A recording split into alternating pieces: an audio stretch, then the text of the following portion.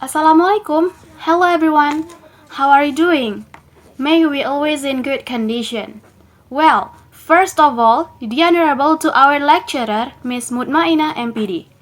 In this video, me and my friends are going to talk about the role of the first language. But before that, let me introduce my group member. We are from group 2. My name is Vahra Az-Zahra and my partners are Muhammad Rafi Arlintio, Meldha Sri Janneri, Muhammad Fadhil, Muhammad Fadli, and Miftahul Jannah. Well, my friends, let me start from the first explanation. Check this out. The role of the first language. There is a popular belief that second language acquisition or SLA is strongly influenced by the learner's first language or L1. The clearest support for this belief comes from foreign accent in the second language speech of learners. For example, when a Frenchman speaks English, his English sounds French. Another example is, have you ever heard an Indian people speaks English? Their Indian accent sounds clear when they speak English, right? And there is also a popular belief that the role of L1 in SLA is a negative. That is, the L1 gets in the way or interferes with the learning of the L2, such that features of the L1 are transferred into the L2. The research literature reveals considerable disagreement about how pervasive the L1 is in SLA. There is a support belief given by Merton 1981 and rejected belief given by Felix 1980, as you can see in your screen right now. Well, in order to understand why there is such disparity or differences regarding the role of the L1, it is necessary to examine the evolution of the notion of interference that Felix talks about. Start from behaviorist learning theory. Two key notions can be identified in this discussion. The first one is habit and error. Habit. The associations of a particular responses with a particular stimulus constitute a habit. It was the type of regular behavior that psychologists such as Watson 1924 or Skinner 1957 set out to investigate. They wanted to know how habits were established. Behavioral psychologists attributed two important characteristics to habit. The first one is observable, and the second is automatic.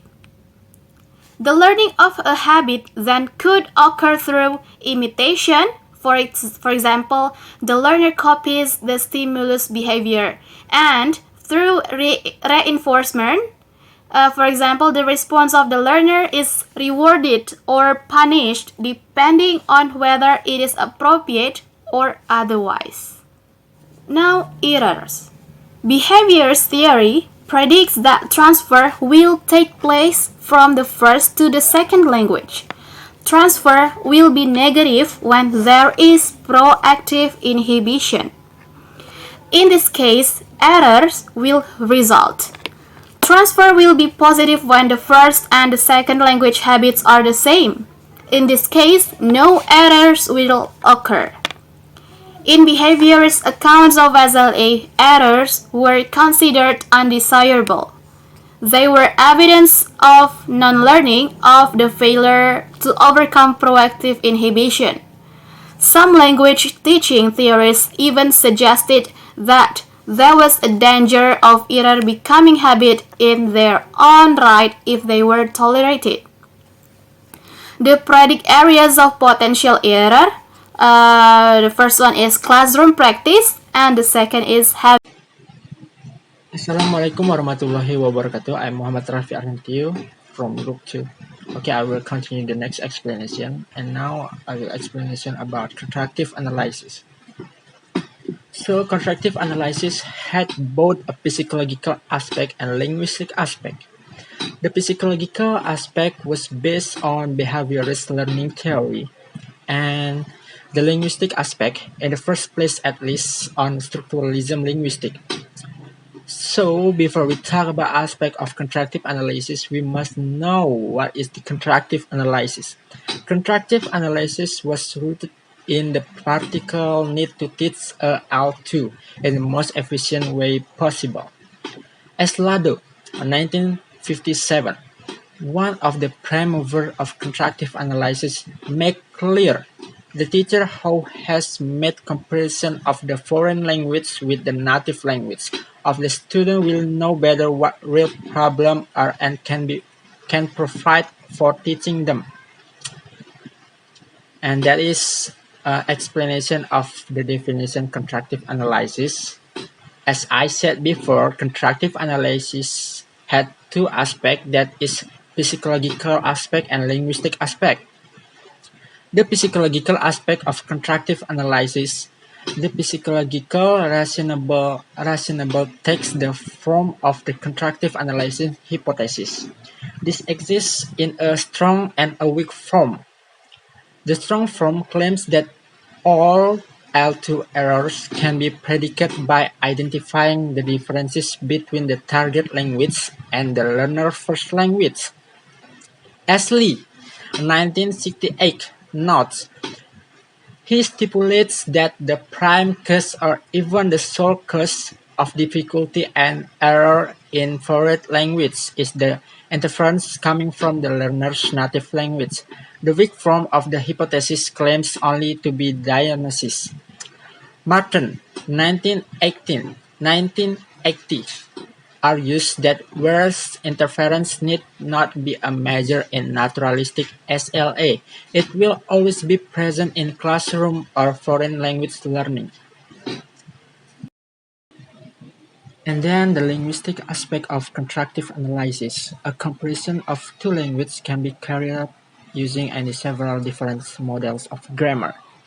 Most of contractive studies carried out have been based on surface structure characteristics such as those described by the structuralists. The procedure followed was first is description, for example, a formal description of the two languages, and second is selection, for example, contain items which may be entire subsystems such as the auxiliary system or areas known through error analysis to present difficulty are selected comparison, and the third comparison, for example, the identification of areas of differences and similarity. And the last is prediction, like identifying which areas are likely to cause errors. In comparison, on number 3, the simplest procedure was to identify which aspects of the two languages were similar and which were different. Here are some of the possibilities that comparison might reveal. The first is no differences between a feature of the first and second language, and second, convergent phenomena, and the third is an item in the first language is absent in the target language, and the fourth, an item in the first language has a different distribution from the equivalent item in the target language, and the fifth, no similarity between first language feature and the target language feature, and the last, divergent phenomena, such as number 1 to number 3 here. For classifying the way into language differ, it is quite another. However, to relate these linguistic differences to learning difficulty, differences can be identified linguistically, but difficulty involves psychological consideration. Brown and Martin, 1965, and Prater, 1967, has proposed that linguistic differences can be arranged in hierarchy difficulty. Prater, for example, suggests that number 1 to number 3 here are ordered from zero to greatest difficulty. And next, about criticism of the contractive analysis hypothesis. Since 1970s, were of three major types of criticism. First, there were the doubts concerning the ability of contractive analysis to predict error. Second, there were a number of theoretical regarding the feasibility of comparing language and the methodology of contractive analysis. Third, there were reservations about whether contractive analysis had anything relevant to offer to language teaching. Okay, I think that's all for me. Thank you. Wassalamualaikum warahmatullahi wabarakatuh. Well, my name is Meldha Sri Janneri. I would like to explain about empirical research and the practicability of error. According Brooks 1960 give four causes of learner error.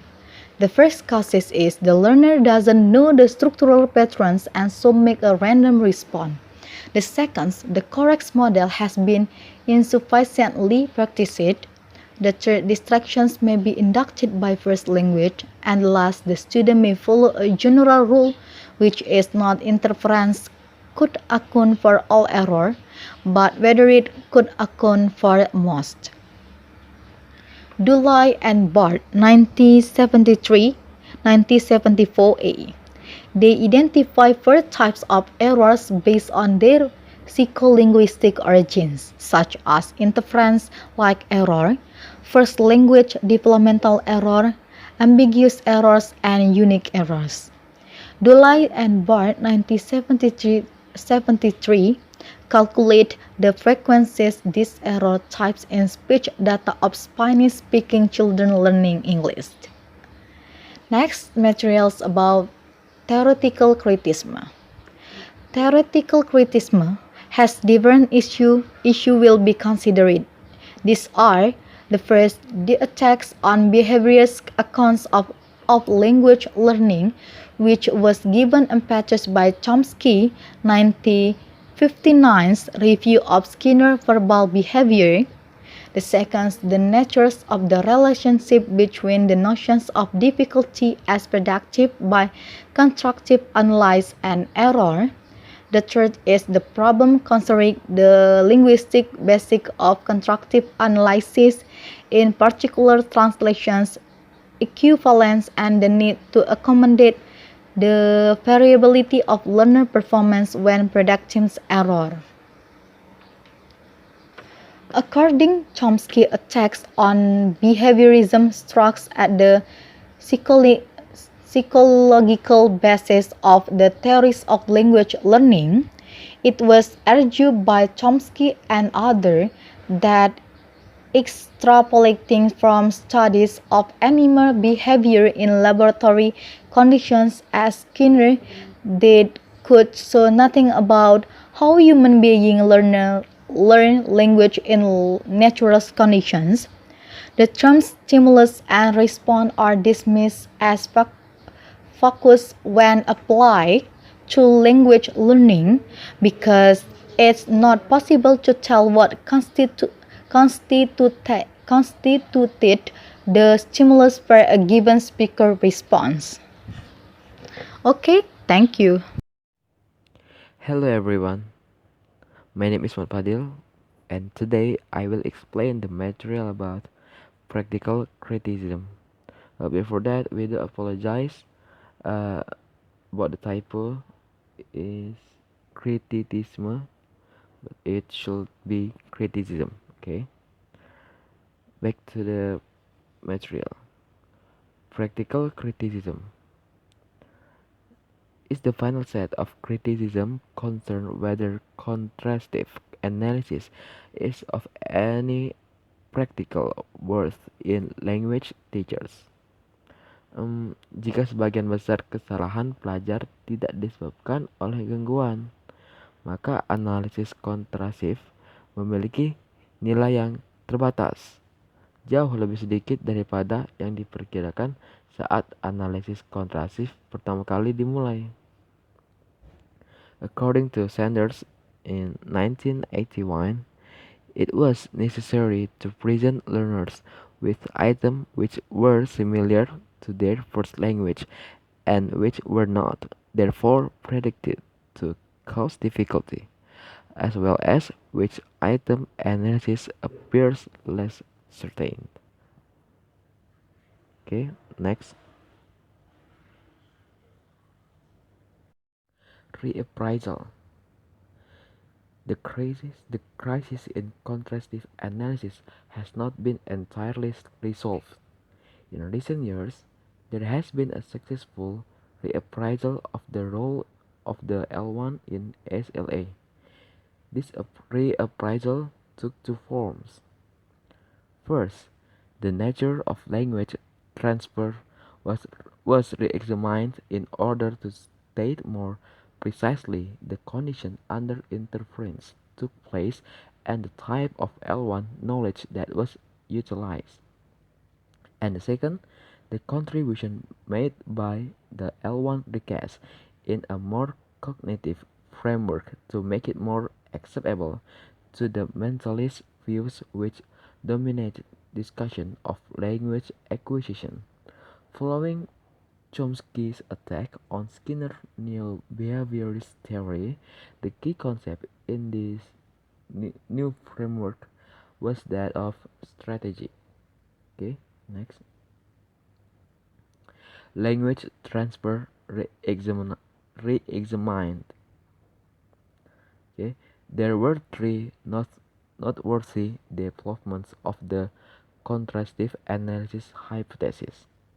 Okay, the first, it was recognized that the difficulty predicted by contrastive analysis might be realized as avoidance instead of error. The second, empirical evidence was forthcoming to show that interference was more likely to take place where there was similarity between L1 and L2 items and when there was total difference.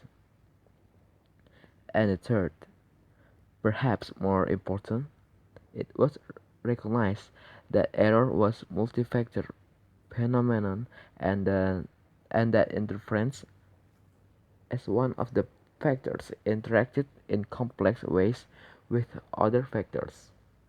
Okay, I think that's all, and the next material will be explained by Miftah. Thank you. Assalamualaikum warahmatullahi wabarakatuh. My name is Miftahul Jannah from PBI 4 Group 2. I would like to continue the explanations. It's about avoidance. The evidence for avoidance inducted by the first language was first provided in now famous study by Schechter 1974.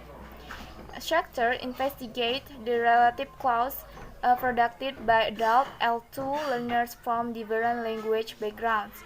The learners L1 therefore predicted the extent to which the learners avoided using relative clause. Next, degree of Lee in 1968 reported that he experienced little interference from his mother tongue, English, when learning Chinese, and suggests that this was because the structures of the two languages were different. Interference, in fact, appears to be more likely when there is a crucial similarity measured, according to Wood in 1976, between the first and second languages. Next, a multi-factor approach. Hatch, according to Hatch in 1983, explores in some depth the extent to which naturalness factors and interference can account for what is known about SLA. There are three sets of factors are involved in SLA. The first is universal factors, the second is specific factors about the learner's L1, and the last specific factors about the L2. Universal factors is factors relating to the universal way in which natural languages are organized. Okay, I think that's all for my explanations. Hope you understand. Thanks for the attention. Move to the next presenter. Assalamualaikum warahmatullahi wabarakatuh. My name is Muhammad Fadli, and I would like to explain about L1 interference as a learner strategy. SLA as a process in which the learner is actively engaged in fault attributing to learner strategies for both sorting the L2 data into a form in which it can be stored and for making use of knowledge already in store. As Srindar 1981 points out, the notion of interference and strategy are no incompatible. Corder 1978 outlines one way in which interference can be recast as a learner strategy.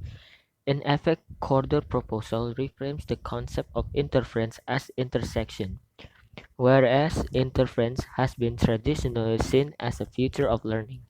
Intercession is to be considered intercession is to be considered as a strategy of communication. The next is contrastive pragmatics. Contrastive contrastive pragmatics is a fairly recent development, although arguably it has its origin in Lado's 1957 linguistic cross cultures, which sought to provide a framework for comparing cultural differences in the ways in which language are used. Sajavarta 1981 argues that the basic idea of contrasting language is a correct one. Riley 1981 suggests how this might be undertaken. One way is to take a particular function, suggesting. James 1981 notes that Widdowson 1975 makes a strong claims about the universality of specialized communicative functions such as those associated with scientific and technical discourse.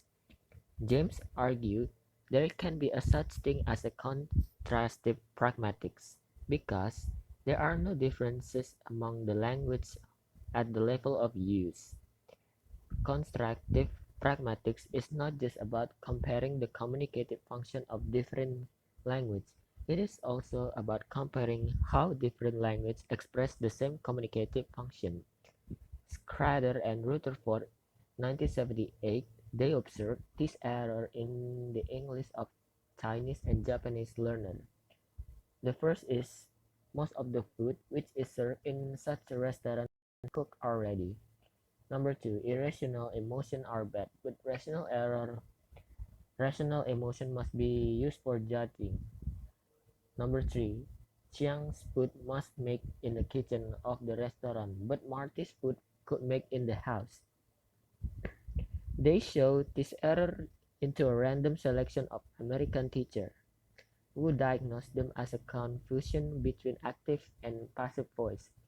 Scudder and Rutherford, however, argue that these sentences are direct reflection of the sentence structure of Chinese and Japanese, which consists of starting a topic, the first information in the sentence, which is given in the sense that it has already been previously mentioned and can be taken for granted by the speaker and then carrying on to make a comment, which contain the new information.